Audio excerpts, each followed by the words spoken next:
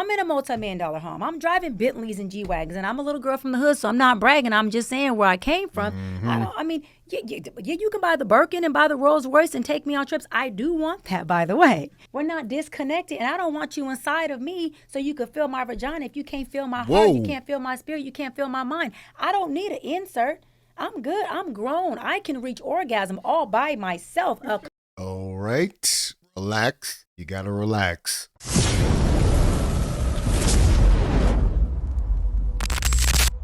They got to be trolling me now.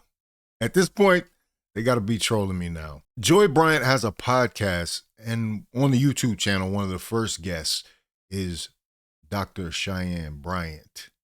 What? Are you serious? Well, we just know this is going to be a wild ride, right? Of course. I'm 42. My libido's through the roof. I'm enough for 10 women. So you can't possibly be in my house in multiple houses. Every year I get older, I'm like, what am I going to do? What is going on? I have to have sex every day, and I can't. We got to get married. Oh we got to find a husband so we can just take him down every morning. See, a lot of people saw this clip and focused on what Joy Bryant was saying, but the outlandishness of what Dr. Cheyenne Bryant says in her presence is what we're going to focus on today. Morning every night, even it doesn't used to be this way. Yeah, let me take a sip. Oh Lord have mercy. It's warm in here. Mm-hmm. Yeah, and your spirit's like, take them the fuck out. Yeah, because that's like really what they're asking for. Like, that's really what they desire. Because why the fuck else would they be talking about therapist? This? So how do you quench that spirit? So this is a therapist talking about not controlling herself, taking somebody out. Crazy. I'm authentically the same person, whether it's Dr. Bryant or Cheyenne. But Dr. Bryant has a purpose, and I understand that. And so when I'm in that space. Is that an admission? Is that an admission that Dr. Bryant and Cheyenne, she can put Dr. Bryant on? You know, if seen any of our previous videos, we've talked about those credentials, and we've yet to be disproven about them, Dr. Bryant. But we're going to let that go for this one, because you talking about some other stuff that we gotta discuss here. And I have my psychology hat on. I just have a lot of grace and compassion. And I'm not really seeing what you're saying. I'm seeing the pain at which it comes from. And I'm not really hearing what you're saying. I'm actually decoding that you're asking and screaming for help. And so whenever somebody's in a place of projecting pain or trauma or projecting this resistance onto you, wherever the resistance is, the pain is.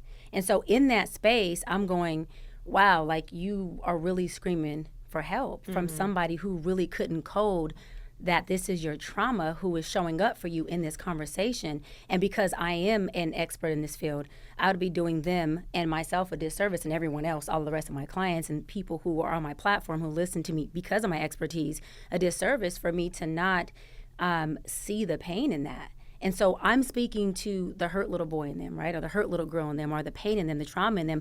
I'm not speaking to the adult in them who knows they totally out of pocket talking to me. Right. Because if I did, then I wouldn't be able to disarm them. It would be war. Because I know that... First off, this is one long-ass thought. I don't know if she understands the idea of podcasts. I mean, a good host is going to let you talk, but for some reason, she doesn't get the concept of allowing somebody in edgewise. She's just a mile a minute, which kind of lends to, in a non-psychiatric diagnosis, it seems like it is a sign of something, of some kind, that you can't allow anybody the floor to get a word in edgewise. My words can take somebody out.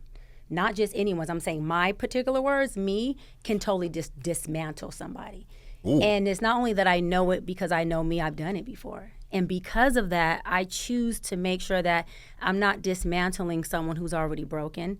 I'm not crushing someone who's already coming ripped apart, because that's just not what I want to do. And there's times where I have to self-talk and I have to be like, okay, this is where you got to... Talking to herself. You got to tap into your self-talk, Dr. B, and you got to make sure Cheyenne don't step in. That little girl from the hood don't step in. I went from the hood to the hills, so choose the hills today. Choose the hills. But I feel better, honestly, Joy, when I make sure that I come from a place of really helping somebody, like the Bible says, come to themselves. Notice the filter on the lens. This is something that us film nerds are gonna notice. There's a diffusing, a pro mist filter that's been put on, a beauty filter on this whole shot. Yo, but the real thing is, like, the real issue here, and what I brought up is the fact that she is extremely horny in this interview for some reason. It gets to an uncomfortable point. I don't know if it's because she's comfortable around Joy, or this is what she wants to talk to, or now her next mission in the media is to become the next Dr. Ruth. But she starts saying some inappropriate things, and I think we have to acknowledge the fact that Dr. Cheyenne Bryant is the horniest podcast guest we've ever seen. To me, then you're fused with me. And when you're fused with me, you're empathizing with me. You feeling what I feel. We're not disconnected. And I don't want you inside of me so you can feel my vagina. If you can't feel my heart, you can't feel my spirit, you can't feel my mind. I don't need an insert. I'm good. I'm grown. I can reach orgasm all by myself. All right. Relax. You got to relax. Couple seconds. I am good. Right. So, and we do well. I'm in a multi-million-dollar home. I'm driving Bentleys and G-Wagons, and I'm a little girl from the hood, so I'm not bragging. I'm just saying where I came from. I mean, you can buy the Birkin and buy the Rolls Royce and take me on trips. I do want that, by the way. But we know. are you going to do? We know. I can reach orgasm all by myself, a couple seconds. I am good. Right. But we know that's all modern engineering. We know that you need some assistance most times to do that, right? And make no mistake about it, that's why the usefulness of men is seen as optional in a lot of these situations. A lot of them feel like a man is disposable because of that. All by myself, a couple seconds. I am good. Right. So, and we do well. I'm in a multi-million-dollar home. I'm driving Bentleys and G-Wagons, and I'm a little girl from the hood, so I'm not bragging. I'm just saying where I came from. I mean, you can buy the Birkin and buy the Rolls Royce and take me on trips. I do want that, by the way. But are you going to do some other things? You're going to wake things up in me and activate things in me that make me fall in love with myself. Yeah. And so you are going to make love to the God in me. Sounds very self-absorbed. That's very egotistical, you know? You're going to make love to my wounds and my pain. Period. You're going to be inside of me and say things to me that don't just get me off sexually, but have my heart in my stomach that goes, oh my God, you know I got you. I love your wounds. I love your trauma. You mine. I got, what? That's an internal orgasm. At this point, I'm like, oh, you don't even got to stroke me no more. So, yeah. but see. And she wonders why she gets played. He's putting the playbook out there for Cheyenne, obviously. This is an advertisement of sorts.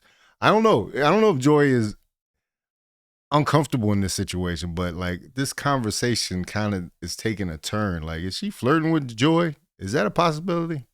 But women, we make the mistake of not trusting ourselves enough to show the man that we like, that we want to be with, our wounds. Because we are at a deficit within our insecurities that we think it's going to make him waver. Sis, will you make him waver? Make him waver. It's true though. It is a constant feedback that I get. Yeah, Joy is a little uncomfortable. You see her fanning herself right there? Interesting. Because I really struggle with being vulnerable. Even the show, like the past couple weeks, all of my friends, everyone that I work with has been like, you need to be more vulnerable. We know the vulnerable side of you. Yeah. We talk to the vulnerable side of you all the time. We love you. You're safe. And it is really hard to get. But what you're saying is the truth though, because when you're with someone that you truly feel safe with in all of those aspects, there is nothing else like it. Like there's no other kind of intimacy that you can achieve if you are not fully vulnerable with someone. You can have good sex, you can have a good relationship, you can have fun, you can be together for a long time. And when you've had the real, deep, vulnerable, intimate sex is not good anymore if you don't go to those depths. No. I've had it. I'll let y'all do with that what you will. But I don't necessarily agree. At least from a man's perspective. Let's just say that. So intercourse is not entertaining, enlightening for me anymore. That's why I can go a year and a half on accident not having sex. Not because I don't want it, it's because if you are not penetrating me in so many other ways, foreplay for me is wanting to know about my wounds. Foreplay for me is texting me throughout the day. Foreplay for me is, babe, I seen you did this. Look, what did that mean? You good? Foreplay for me is, did I say something that bothered you? That's foreplay. Foreplay for me is, let me pray over you. Foreplay for me is, it may be too soon for us to have sex because I want to make sure you're in love with me before I penetrate your body. That's foreplay for me. At that point, you don't have to pursue. Sounds like game. I don't know. It just sounds like game, really. If you're honest, are they really being honest about those things? Are they just noticing these things about you and that you'll respond to them? I'll be throwing my pheromones at you in ways that you won't even be able to catch. You know how God says he will bless you exceedingly abundantly above all you can ask or think of? Foreplay a woman like that. And then she bringing that into it. Oh, wow. She's the worst. And she will bless you exceedingly abundantly above all you can ask or think of, and not just in the bedroom. Yeah. But in every way. But we as women, I can't. But outside of marriage, that doesn't work. That's not really what that was made for. But I'm going to let you cook. Not enforce this enough. We have to start trusting ourselves enough to say, listen, I want you to penetrate me. Jeez. Not She is so horny. not my body. So She's been saying this in multiple interviews. I think she said this on Jason Lee's show too about this penetration. And maybe it's a new talking point for her, but it sounds crazy when she gets on this rhetoric. not my body. So before I get naked physically in front of you, let me get naked internally in front of you. And let me see what you do with that. Why are we not running that play? When I got into therapy, that was a big part of it, the boundaries, and then also just realizing, like, I don't have to explain myself. I'm a grown woman. If you want to date someone that doesn't have any trauma, hasn't been through anything, like, God bless you. Like, you know, yeah. Good luck. Surely, good luck. But also, I understand that. I shouldn't be for everyone. I don't want to be for everyone. But I have to forgive myself before I Oh, really? expect someone else to And then accept these trust things yourself. in me. And then at The what trusting point? self part will be the next step. But then I'm sure I'll read it in the book. But in what point? Look at that book. That book is about 100 pages. I think Corey Holcomb actually said something about these doctors with these thin books, these books that are like a pamphlet. That looks like that's one of them, I'm assuming. Ah, boy. You can't do it. You can't tell me that it's not possible. I'm not going for that, period, at all. I'm going to push. I'm keeping my foot on the gas because I know what it feels like to be in an environment of drugs, abuse, trauma, and the hood, an environment that is unsafe, and make different decisions. So I'm not going for it. Now, if you've already made those decisions, no, you're not doomed, but you got to learn how to reprogram. You got to learn how to go from brokenness to peace. You got to take your broken pieces, make peace from it, and do something different. You can't sit up and say, well, I did what I did. I'm giving the best I can, and then continue to do the same rhetoric. It's just not going to work. Why do you think our community is the brokest community that there is? Because we don't family. We don't commune. That's why, period. We are the brokest people on earth, not in the United States of America, in the world, because we're not marrying, because we have 5 houses that are homeless. And this is what she was getting on Cam Newton about. She was on Cam Newton about all the children's mothers and broken homes. She wants to push this broken homes narrative forward. This is her new brand. I think I even saw her with a T-shirt on with one of her slogans now. You know, this is, I don't know. I can't take her seriously. If I was a professional that does this type of work, I would be highly insulted. And some of you all have expressed in the comment to me that you are insulted that she's out here representing in this way, just unhinged and unchecked, and representing that she has these credentials and possibly doesn't. And if you go further with even saying you dating 5 women, well, you can't even satisfy 5 women as one man. I'm for. Well, I love how they simplify what men can do and can't do about satisfying 5 women. Are you sure about that? 'Cause I know a couple guys that got 5. I'm not going to say no names, but yeah, they got 5. No question. Done. I'm 42. My libido's through the roof. I'm enough for 10 women. So you can't Child, possibly I know, be it in my gets house crazy. in multiple houses. Every year I get older, I'm like, what am I gonna do? What is going on? Oh, I have to have sex every day, and I can't. Girl, we gotta get married. We gotta find a husband so we can just take.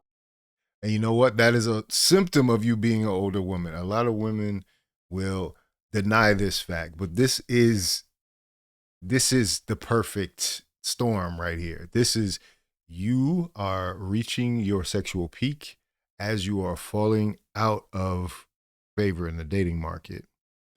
And so a lot of what Tracy Ellis Ross would say is that she's going to date younger men because all these older men are misogynistic. No, that's not why. Older men are not willing to put up with the same things you are. And you can find older men that can match your sex drive, but there's going to be caveats. They're not going to put up with a lot of emotional abuse.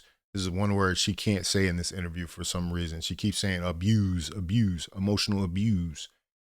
But I think she really misses the point here. Dr. Cheyenne Bryant is becoming one of those, for lack of a better term, those old ladies that are just like, hey, what's happening, big boy? You know, before our very eyes. Like last year, she wasn't having this type of response in her interviews.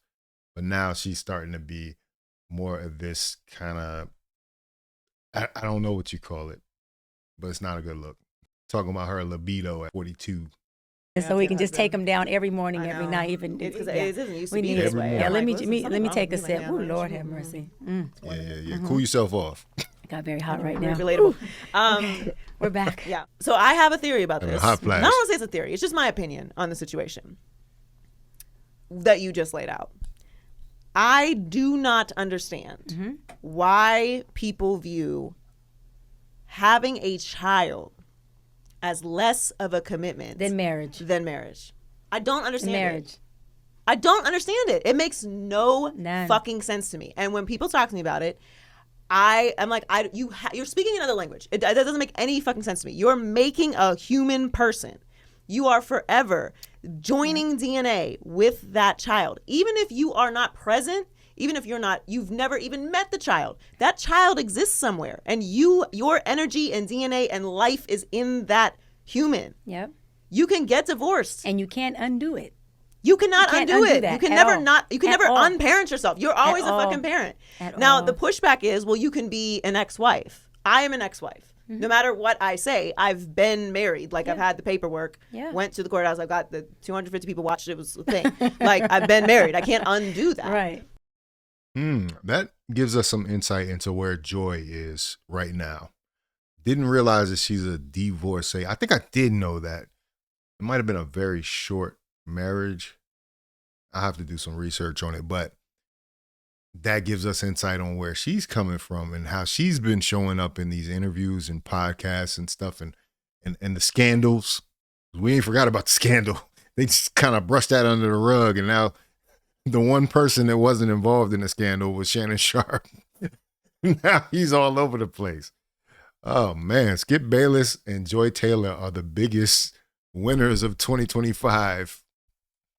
But that person is not present in my life in any capacity. They It doesn't exist have to be. somewhere, Doesn't but they have don't to be. have to be. No. And even if you don't have to be a parent, you can never say to someone, I didn't make a child. It doesn't, my brain doesn't work that way. I do not understand how anyone can say anything different. Do you feel the same? There's some cold people out here, man. I don't think you realize. Some dudes can just walk away. Man, some women to a certain extent.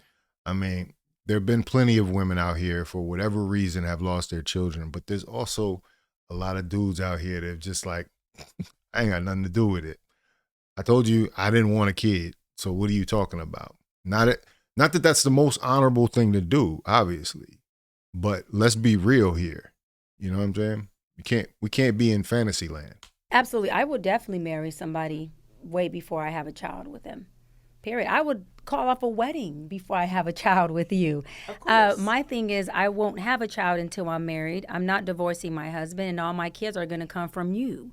And so if it's you, know that 1 or 4 are all going to be from you, with you. I'm not divorcing you. So I feel the exact same we're just way. going to have to sit at the table. How many times have you heard that? The woman decides that she's not going to divorce no matter what. Funny how that works out. There's a lot of times they end up getting a divorce whether they want one or not. We have to figure this shit and out. figure out what we're doing. Yeah. Whatever that It takes 2 people to be in a relationship. I don't care what they're telling you all out here. It definitely takes 2. looks like. But once the conversation goes there, disconnect. I'm not talking about this. I'm going to work out. Call me when the conversation is when I'm not negotiating this. No. I'm not doing it. Period. I agree. I 100% agree. And that's the number one thing for me that makes me so apprehensive about choosing somebody. Because we obviously... Apprehensive. I'm telling you, man, she's got the worst pronunciation of a doctor I've ever seen. It's crazy. Period. I agree. I 100% agree. And that's the number one thing for me that makes me so apprehensive about choosing somebody. Because we obviously both have a plethora of options. That's common sense. Plethora. Is if I see, and this is where my abandonment is. This is where my abandonment is, y'all. If I see a mustard seed, that small, smaller than a mustard seed, inclination that you even thought, look like you want to pivot for anything that happens, sabotage. I'm out of here. Out of here. What doctor is justifying sabotage? Sabotage? Is that the word she wanted to use? I really hope not. I sincerely hope not, because it sounds crazy. Sabotage? The plethora of options. That's common sense. Is if I see, and this is where my abandonment is. This is where my abandonment is, y'all. If I see a mustard seed, that small, smaller than a mustard seed, inclination that you even thought, look like you want to pivot for anything that happens, sabotage. I'm out of here. Out of here. Out of here. If I can't feel that you are riding through any and everything, and I'm talking about everything, you can call it toxic, dysfunctional, unhealthy, you gonna ride through everything, I'm not walking down no aisle.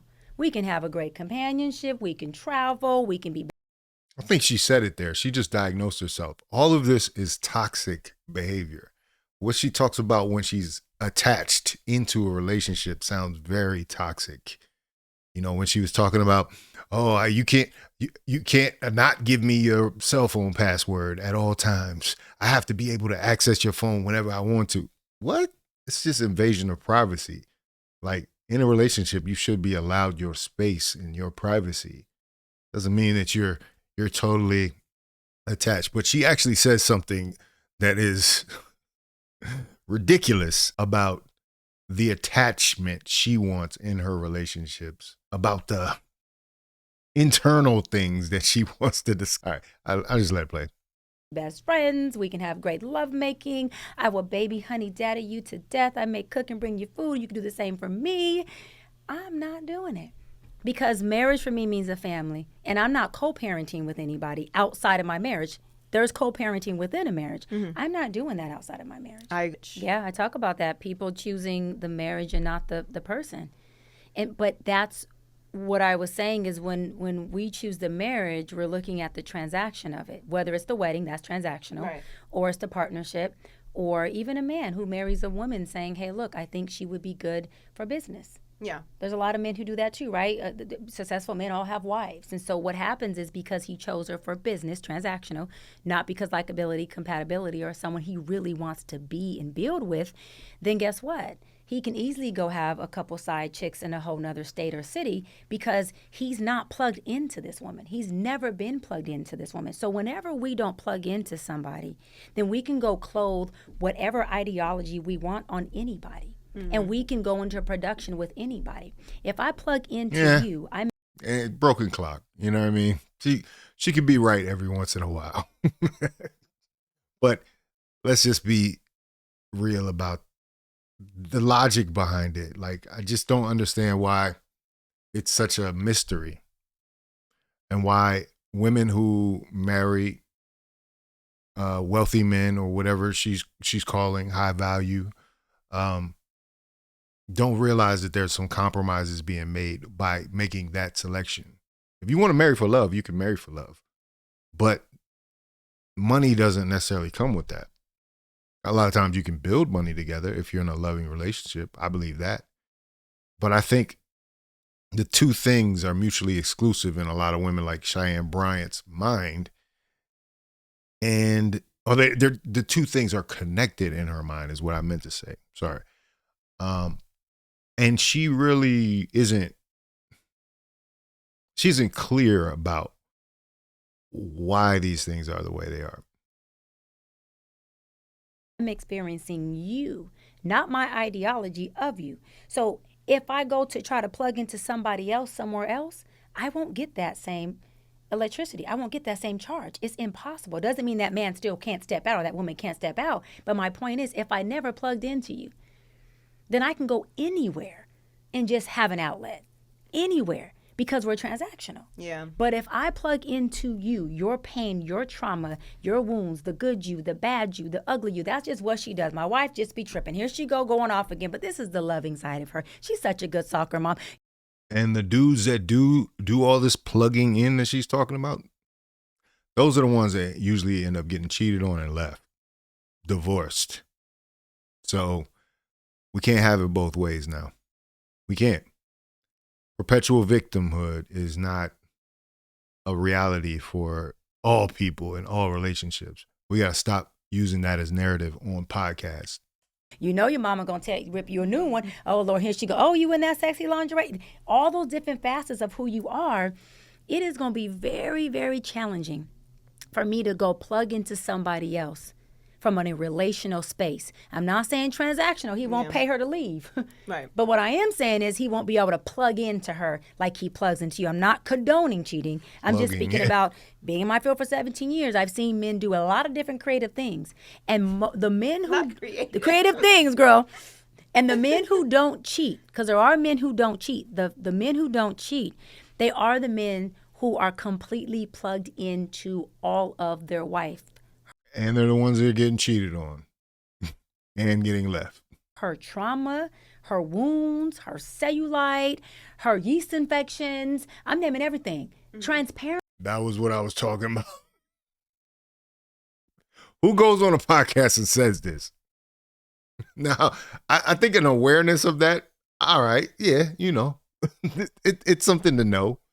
But she's talking about what I've been noticing a trend of is that there's a group of women that are deifying simps, that are deifying pushovers, that are deifying guys who are getting walked over and are so obsessed with these women. They saying, well, I want my man to be obsessed with me until you walk over him and leave him. That's what's happening a lot of this times. She's talking about somebody being concerned with their woman's yeast infection. I want y'all to hear that again. I'm gonna shut up and let her talk. That's obsession on another level. Are the men who are completely plugged into all of their wife, her trauma, her wounds, her cellulite, her yeast infections. I'm naming everything. Transparency. He's plugged in. He's so invested in this woman that he's so hyper focused on the investment in her. What does he? Where space does he have to invest into anything over here? That's obsession, baby. What's going on? What's going on with your yeast? How's the yeast going? You making a bakery? What's going on down there? I was down there the other day and I came up and I tasted Fleshman's. Fleshman's. I was coming down there and saying some Fleshman's. You remember that?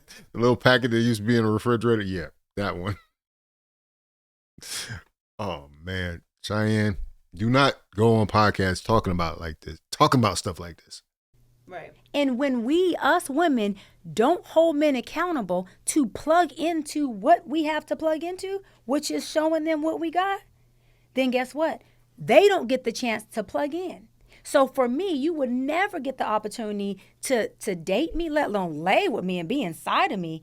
And you haven't got the opportunity to see everything that comes with this good, this crazy, and this bad. No, bro, you finna roll Crazy is out right. the whole red carpet. You gonna roll out the pistol. I need to know, how are you going to help me heal this? And how are you going to protect this? Because provision isn't just pulling out a pistol because somebody's robbing us. Provision and protecting me is, do you protect my heart? Are you worried about not hurting me? Are you worried about what's in that phone or what you do at the bar when you're traveling? Are you so concerned that you leave the dinner or the cigar lounge to make sure that you're in at a certain time, not because I control you, but because you want to protect my heart in a way that you know that's the right thing to do. And I ain't told you to do anything. Unhealthy, lack of boundaries. Once again, she doesn't want this guy to have any freedom to do what he wants to do. He just wants to check in. You just got to check in with me. You got to check in with me because I'm paranoid about what you doing out there at the cigar lounge with your boys. That's what she's really saying. And I ain't told you to do anything. All I said was good night, baby. And 10 minutes later, you saying, babe, I'm in the room. I didn't have to tell you nothing. Yeah. Because if you're plugged in. I didn't have to tell you nothing. This is what I'm saying. She needs to stop this. She doesn't need somebody to report to them. Like, see, this is controlling behavior. And I don't think she understands that. She's going to continue in this cycle until she realizes that she is part of the problem. But anyway, man, Cheyenne is a piece of work. A piece of work, absolutely. And she deserves to be studied as we go here, because there's too many people that will hear her talking fast. This is what I said about tonight's conversation, you know, the show that was just about slam dunking, and she's also featured on it pretty regularly. This is what I said about them. I said they're just speaking in sound bites. They're speaking really fast and they're trying to score points. Like, that's more important than actually really addressing some trauma and concerns. And you would think from a trained professional, you would have a more intellectual take on this stuff. But maybe you're just a doctor on Instagram, or you're a doctor on YouTube, doctor on podcasts. And this is how you get your appearances, you know? And so I guess Joy is trying to make it in podcast too, because I'm kind of surprised that she's scooped down to internets. She's stooped down to the YouTube level of just picking up Dr. Cheyenne Bryant to come run her mouth for a little while. But anyway, let me know what you think about it in the comments. If you like this video, like, comment, subscribe, hit the bell notification for all uploads. If you want to watch more, please watch one of these videos down below. Make sure you sign up to my Substack. My Substack is in the link in the description, as well as my other social media, Faucette Media everywhere. Go ahead and follow those for me. This is Faucette Media.